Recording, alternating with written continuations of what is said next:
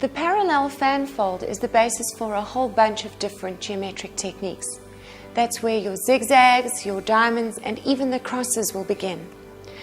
All you need to do different for those is to add a couple of other folds, either at 90-degree angles or at 45-degree angles, and you're able to change the whole pattern. So by creating these same parallel fan folds in this way, you can make a diamond shape.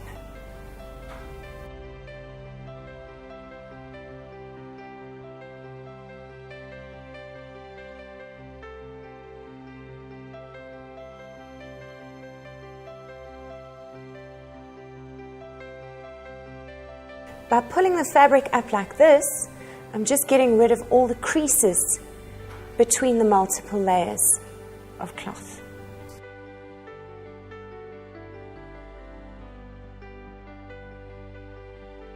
Here you can bind it up either with string or with very tight elastic bands.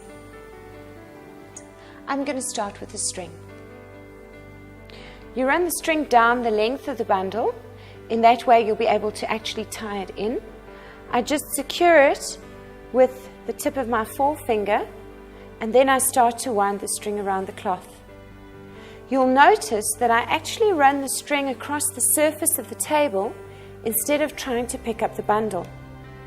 When you're working on something as small as this, it is sometimes possible to pick it up, but if you're working on a very, very big project, you don't want to disturb your folds, and this is the easiest way of binding it up without the whole thing coming apart. You'll also notice that I've been careful to space the bindings quite evenly.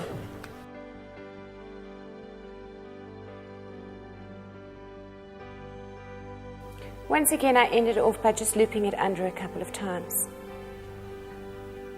I don't like to tie knots in the string because then I need to use a pair of scissors to undo them, and very often when you're in a hurry you will cut a little hole in the fabric.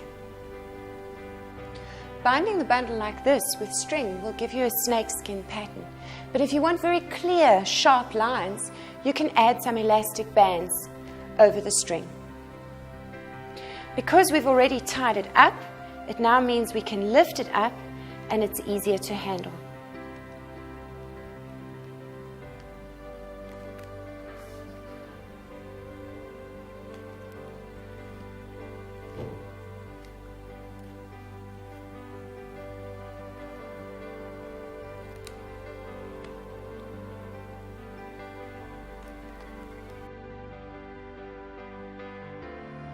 Here you might also want to use your leg as a vise when you get further down.